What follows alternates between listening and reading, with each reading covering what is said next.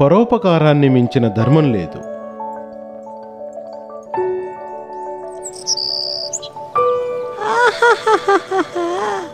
ఈ దానిమ్మ పండు ఎంత తీయగా ఉంది. అరే, నువ్విక్కడెందుకు కూర్చున్నావు? ఇక్కడి నుంచి వెళ్ళిపో.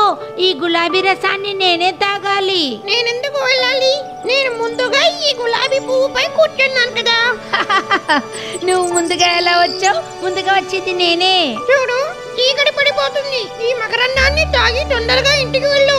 అరే వెళ్ళవయ్యా, వెళ్ళు. నిన్నెవరు ఆపారు? నేను మకరందం తాగకుండా ఇంటికి వెళ్ళేదే లేదు. నీకు ఇలా చెప్తే అర్థం కాదు. చిలుక గారు, కొంచెం ఇలా రండి. ఏంటి చెప్పు. చిలుక గారు, మా గొడవకు పరిష్కారం చెప్పండి. ఈ పువ్వుపై ఎవరికి అధికారం ఉంది? మీరిద్దరూ ఒకేసారి రావడం చూశాను. అందువల్ల మీరిద్దరూ కలిసే పూల రసాన్ని తాగండి. ఇది జరగని పని.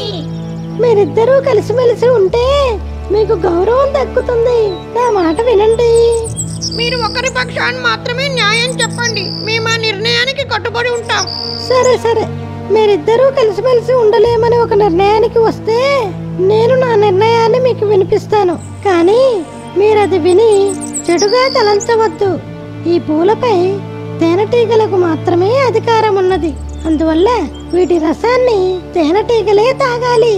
మరి నేనేం తప్పు చేశానని మీ నిర్ణయాన్ని ఈ తేనెటీగల పక్షాన్ని నిర్ధారించారు? చూడు, తేనెటీగలు ఈ రసాన్ని తాగి తేనెను తయారు చేస్తాయి. తేనె అందరికీ ఆరోగ్యాన్ని ఇస్తుంది.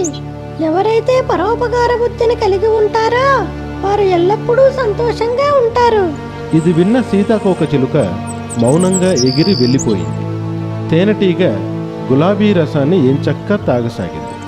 చూసారా పిల్లలు, పరోపకారాన్ని మించిన ధర్మం మరొకటి లేదని.